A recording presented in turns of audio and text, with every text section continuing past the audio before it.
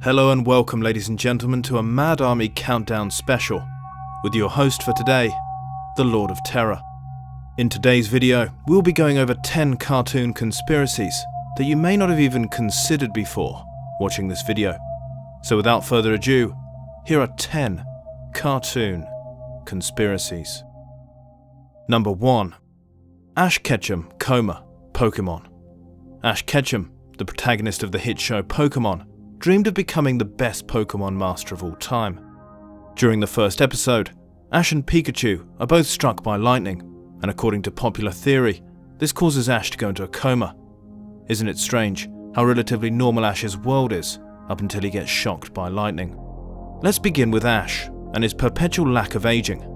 Throughout the series, which spans nearly 2 decades, Ash retains his appearance of his 10-year-old self, only his clothing changes. Moreover, his travelling companions, Misty and Brock, also never age or die.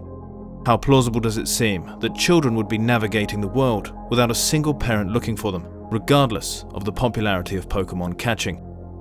Here you have enough evidence to speculate that Ash's pursuit of Pokémon mastery may not be all that it appears.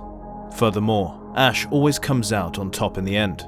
Yet despite all of his accomplishments, and no matter the level he achieves, Ash is relatively unknown for his exploits. No one seems to know his name. Pokémon catching is a well-followed sport, and yet Ash somehow is a stranger to the other trainers whenever they fight him. How can this be possible? Ash's feats are more than impressive, yet him remaining relatively unknown cannot be accounted for. Brock represents different character traits of Ash, according to the Coma theory, that Ash himself exhibits. Brock represents Ash's repressed sexuality, due to Ash entering his comatose state as a virgin. Brock pretty much falls in love with every pretty girl he meets, and since Ash hasn't been successful with the ladies, Brock must never succeed. Brock also represents Ash's father, according to some formulations of the theory, as Brock abandons his siblings for a never-ending Pokémon journey, since he can't handle the responsibility of caring for them. Misty is the hot-headed girl with whom Ash could never have a chance to have a relationship. Throughout the series, Misty would constantly berate Ash until she eventually mellowed out, since she became more mature over time, something Ash could not deal with, since he had no experience dealing with mature people.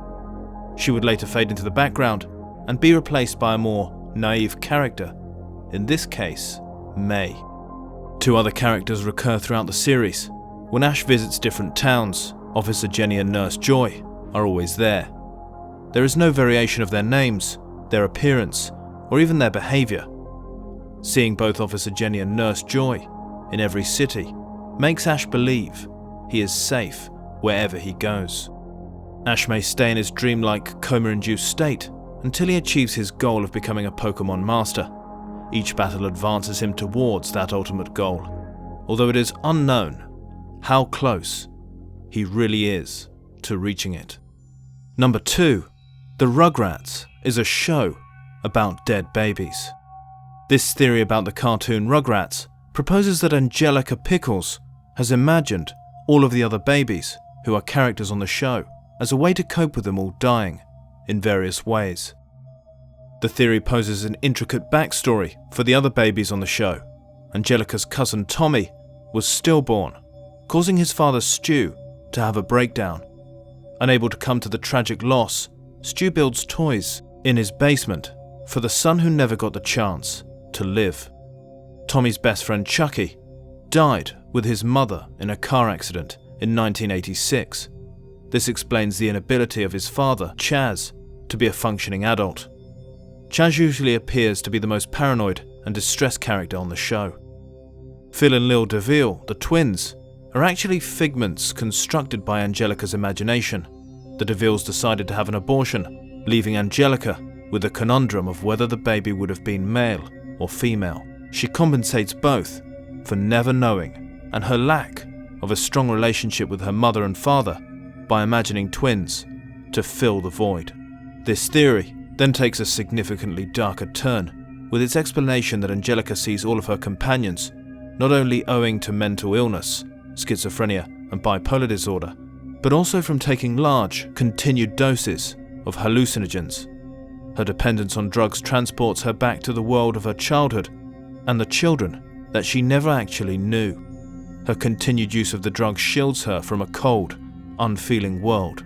As long as Angelica's high, she never has to deal with the harsh realities of how her life turned out. In the All Grown Up segment, Angelica believes that since it has been so long since she has seen her imaginary creations, she should imagine them older. Number 3. Hey Arnold is not actually about Arnold at all. The show's title may mention the name of a boy with the weird head, but it appears that the girl secretly crushing on Arnold is the quiet star of the show. Helga may be a background character, but her story is told in a completely different manner than those of the other characters on the show. Helga has far more dialogue than any other character. She has some type of monologue or all-out love rant in almost every episode. Most other characters beside Arnold and Helga don't really have any special moments, unless it's an episode unique to them. But it's also worth pointing out that Helga's call of "Hey Arnold" opens every installment of the series.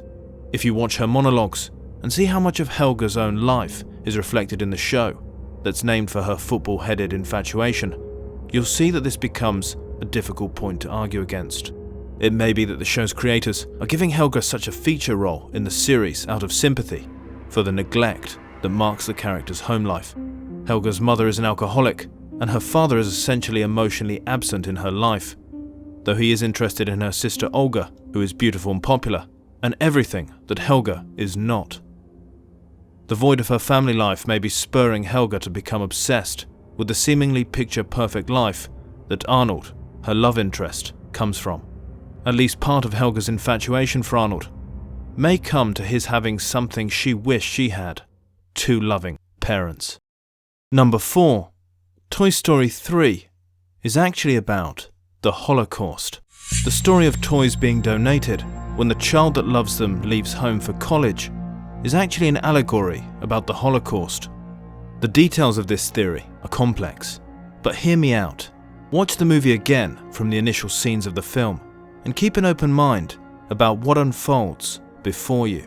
In Toy Story 3, we follow the same group of toys that we did in the first 2 movies, but now Andy, the child who owns them, has grown up and is ready to move off to college without his once beloved toys.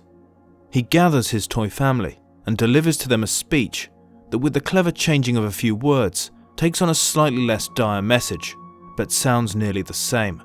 No, we won't just be abandoned. Surely we can be useful to them somehow. Yes, we've lost friends, but surely that can't happen to us. Buzz Lightyear stands forward and suggests sanctuary in an attic. Change the scene from a boy leaving for college to a train station in Europe, where the Jews were gathered for mass transport to the death camps, and the movie's tone changes significantly. Loaded into a trunk and brought to Sunnyside daycare, the toys are deposited with other unwanted, undesirable toys to be used until they are permanently broken. At Sunnyside, we meet the toys that are well kept, well cared for, and protected to a degree. In the camps, they would be referred to as Sonderkommandos. These were the prisoners utilized by the Germans for specific tasks, the majority of which revolved around burning of the dead. The Sonderkommandos in the camps worked knowing full well what would happen to them if they did not, and in return they were provided with some extra rations. Still, they were always just a step away from the gaping maw of death that they served in. In Toy Story 3, the Sonderkommandos are represented by the toys like Ken and his dream house. He is kept in good condition, but he must usher the toys to the caterpillar room. Here they will be brutalized until they are too broken to work.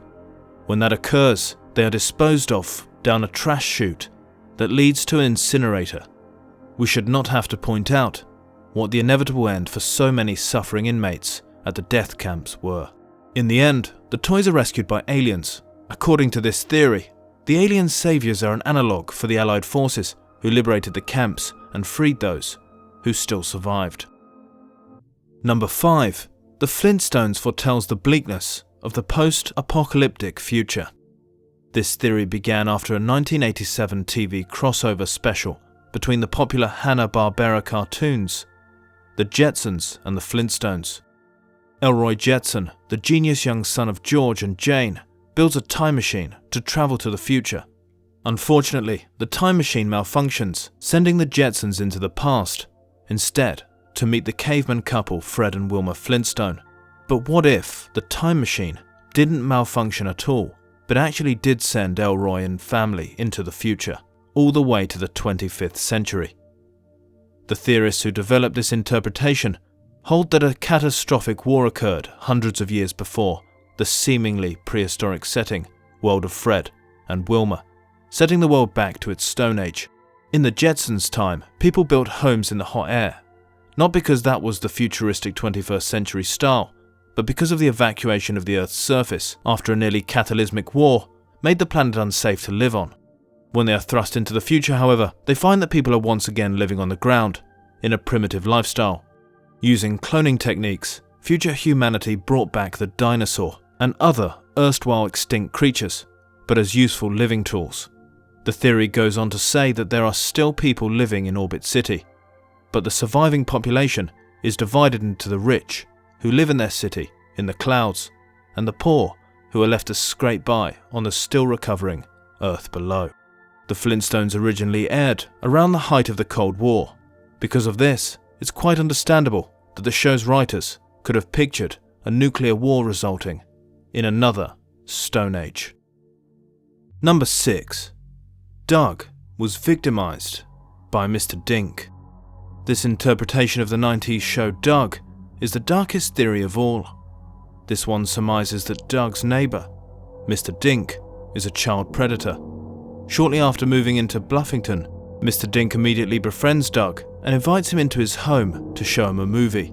The next day, Doug would visit Lucky Duck Lake with his dog.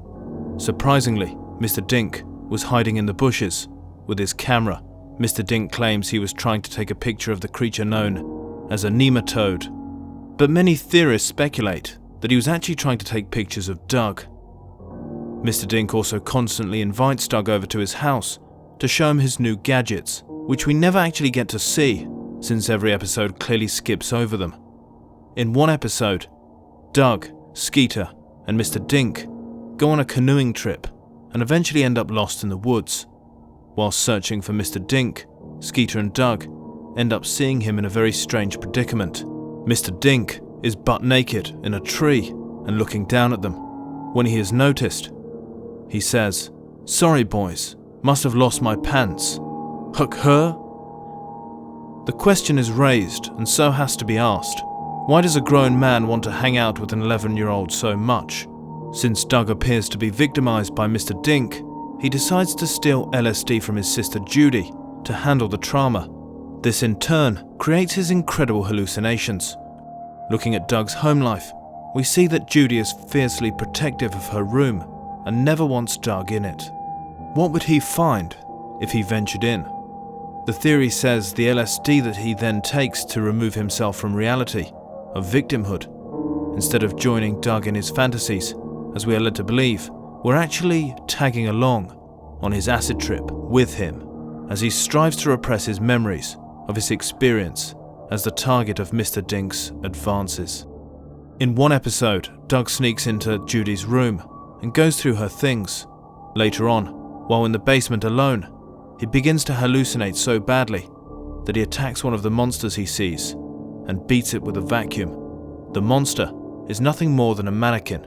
Further hallucinations include Doug seeing himself in space, but when someone in reality asks him what he's doing, he can't answer because he doesn't have a clue. Later in the same episode, 3 characters' faces become pixelated and asks a staring Doug what he's looking at.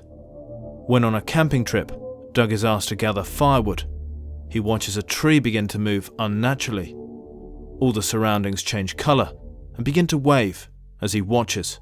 He sees green animals scampering around the woods at his feet. He falls and sees purple vines all around him, and then suddenly it stops. The world changes back to normal, as though nothing has just happened. Number 7. Donald Duck has PTSD.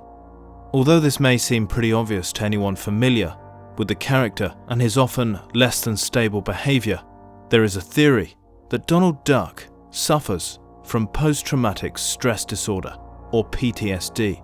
Donald exudes constant anger issues, and in some of the older cartoons, even shows random flashbacks to his World War II service.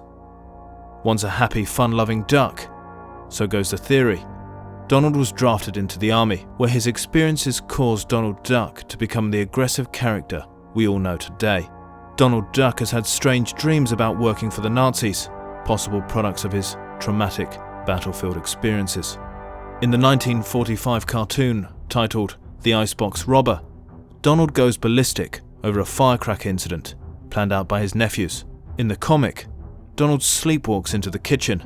Terrified, his nephews decide to wake him up with firecrackers.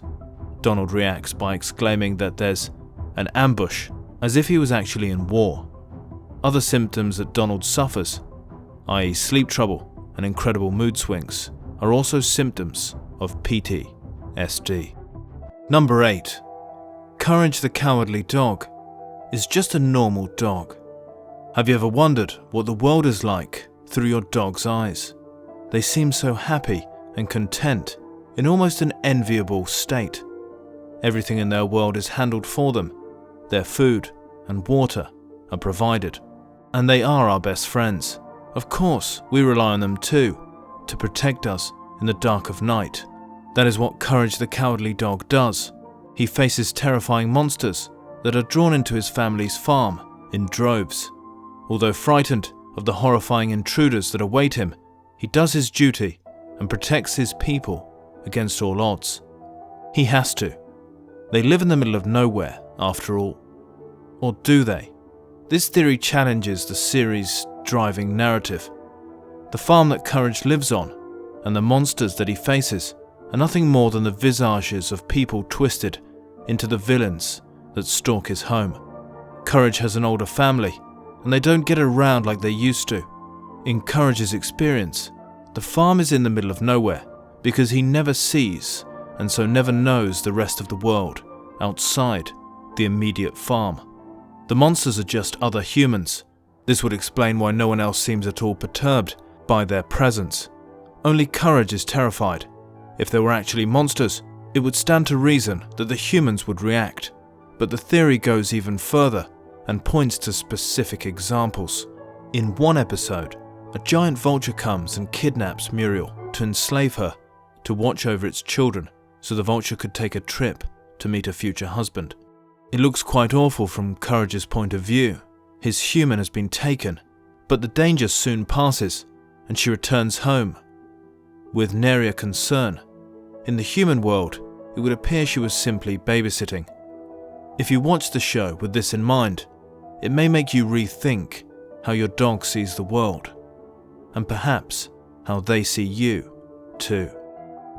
Number 9. The Magic School Bus is a secret camp to create environmental warriors. This conspiracy theory actually involves 2 shows. It states the children who were on the Magic School Bus show were brainwashed to become the perfect soldiers against pollution in Captain Planet. This theory immediately becomes difficult to argue if you simply look at the pictures of the children from the Magic School Bus and compare them to the adults in Captain Planet. The comparisons are somewhat creepy. The theory goes that Miss Frizzle kidnaps and brainwashes a group of children in an indoctrination camp with the knowledge that they will use later in life to fight pollution. They are given a heavy groundwork and love of science and ecological studies from the start. The brainwashing was less than perfect, leaving one child, Phoebe, out in the cold, unable to reconcile the brainwashing school to her old school. In other words, her real life before she was abducted. Another pair, Ralphie and Janet, are resistant to the mind control and run away, later to turn to a life of crime for lack of a better outcome, adopting the monikers of Hoggish, Greedly, and Dr. Blight. Number 10. Spirited Away is about child prostitution.